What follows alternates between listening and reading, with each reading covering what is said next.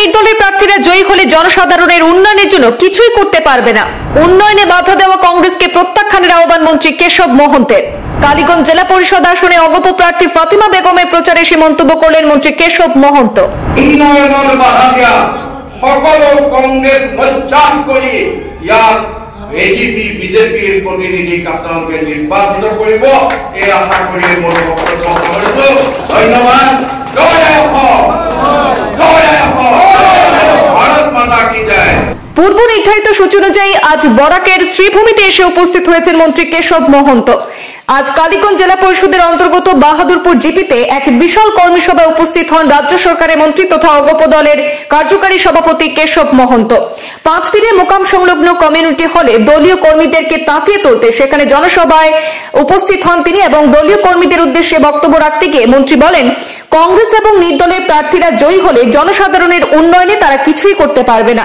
উন্নয়নকে বাধা দেওয়া কংগ্রেসকে তাই প্রত্যাখ্যানের আহ্বান করেছেন তিনি।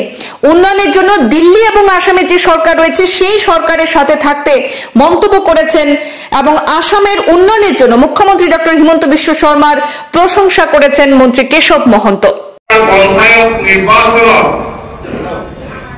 যি আমাৰ মিত্ৰ দল ডক্টৰ হিমন্ত বিশ্ব শৰ্মাৰ নেতৃত্বত বিজেপি, এজিপি, ইউপিপিএল আৰু গণশক্তি এই আটাইবিলাক দল একত্ৰিত হৈ পেলাই আমি নিৰ্বাচনত নামিছো।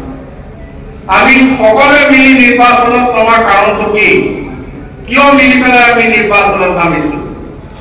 যে দিল্লীত এটা চৰকাৰ আছে, এনডিএ চৰকাৰ, দিছপুৰত এটা চৰকাৰ আছে ডক্টৰ হিমন্ত বিশ্ব শৰ্মা ডাঙৰীয়াৰ বিজেপি নেতৃত্বাধীন এনডিএ চৰকাৰ।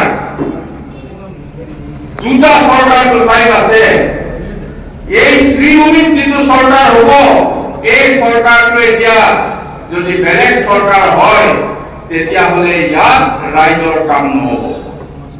আমি এইকাৰণে একলগ হৈছো যে এই চৰকাৰটো আমি এনডিএ চৰকাৰ বনাব লাগিব। জিলা পৰিষদো এনডিএ হ'ব, আঞ্চলিক পঞ্চায়তো এনডিএ হ'ব, গাঁও পঞ্চায়তো এনডিএ হ'ব। এইকাৰণে হ'ব লাগিব যে দিল্লীৰ পৰা অহা বস্তু দিছপুৰে পাব। ডাবল ইঞ্জিন চৰকাৰ দুইটাতে আছে। 3 নম্বৰ ইঞ্জিনটো যদি চৰকাৰৰ লগত নালাগে, চৰকাৰৰ লগত লাগি নাযায়, তেতিয়াহ'লে 3 নম্বৰ যিটো চৰকাৰ থাকিব এই চৰকাৰটোৰ কামত নাহিব। এই চৰকাৰটোৰ কোনো কামত নাহে। কাৰণ ইয়াত যদি কংগ্ৰেছ জিকে, ইয়াত যদি কোনোবা নিৰ্দলীয় জিকে, তেতিয়াহ'লে এই কংগ্ৰেছ আৰু নিৰ্দলীয়ই এই ৰাজ্যৰ উন্নয়ন কৰিব নোৱাৰে। এইটো খাটাং 100% খাটাং নোৱাৰে। আপোনাৰ ঘৰৰ কাম কোনে কৰিব? ৰেচন কাৰ্ডৰ কাম কোনে কৰিব? অৰুণোদয়ৰ কাম কোনে কৰিব? নিযুত মইনাৰ কাম কোনে কৰিব? মহিলা উদ্যমিতাৰ কাম কোনে কৰিব? মুখ্যমন্ত্ৰীৰ CM ত্ৰিপুৰাৰ কাম কোনে কৰিব? ইণ্টাৰভিউ হৈ আছে এইবিলাকৰ কোনে কৰিব? এইবিলাক কাম কৰিব আমাৰ এই 3 নম্বৰ চৰকাৰে। 3 নম্বৰ চৰকাৰটো যদি 1 নম্বৰ আৰু 2 নম্বৰ চৰকাৰৰ লগত নাথাকে তেতিয়াহ'লে 3 নম্বৰ চৰকাৰে ৰাইজৰ কাম কৰিব নোৱাৰিব। আমাক সকলোৱে কৈ আছে যে আমি উন্নয়নৰ কাৰণে লাগিছো। কাৰ নেতৃত্বত লাগিছো? ডক্টৰ হিমন্ত বিশ্ব শৰ্মা ডাঙৰীয়াৰ নেতৃত্বত অসমত এটা পৰিৱৰ্তন আমি বিচাৰিছো। আপোনালোকে দেখিছে বৰাক উপত্যকা, ইয়াৰ আগতে ইয়াত আমি শ্ৰীভূমিতে আহোঁ, হাইলাকান্দিয়ে যাওঁ, শিলচৰে যাওঁ, কিমান ঘণ্টা লাগে ৰাস্তা পদূলি হৈছে। এতিয়া ইয়াত অসমমালাৰ ডাঙৰ ডাঙৰ ৰাস্তা হৈছে, 4 লেন হৈছে, বেলেগ বেলেগ ৰাস্তা হৈছে। সমস্যা অলপ আছে। ইয়াত মোক আহোঁতে ইবাৰে কৈছে যে ইয়াত কিবা মাটি বাৰীৰ অলপ প্ৰব্লেম আছে। ৰাজহ মন্ত্ৰী হিচাপে মই আছো, আপোনালোকৰ যি মাটি বাৰীৰ সমস্যা আছে ৰাইজৰ ন্যায় দিম, তেনেহ'লেও ন্যায় দিম আপোনালোকক। এইখিনি সমস্যাৰ কাৰণে আপোনালোকে চাব নালাগে। এইখিনি সমস্যা সমাধান কৰিবলৈ আপোনালোকে ঘৰৰ প্ৰতিনিধিজন আপোনালোকে আমাৰ চৰকাৰৰ প্ৰতিনিধি কৰিব লাগিব। ই মেম্বাৰে হওক, পঞ্চায়ত প্ৰেচিডেণ্টে হওক, আঞ্চলিক পঞ্চায়তৰ সদস্যই হওক, জিলা পৰিষদৰ সদস্যই হওক। এতিয়া আপোনালোকে ভালকে জানে যে য'ত ইয়াত হাতীৰ চিম্বলত উঠিছে তাত ফুলৰ চিম্বল নাই, য'ত ফুলৰ চিম্বলত উঠিছে তাত হাতীৰ চিম্বল নাই।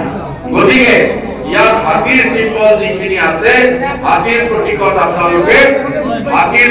আপোনালোকে অহা 2 তাৰিখে ভোট দি আমাৰ এই কালিগঞ্জ জিলা পৰিষদৰ সদস্য ফাতেমা বেগমক বিপুল ভোটত আপোনালোকক জয়যুক্ত কৰিবলৈ অনুৰোধ জনাইছো।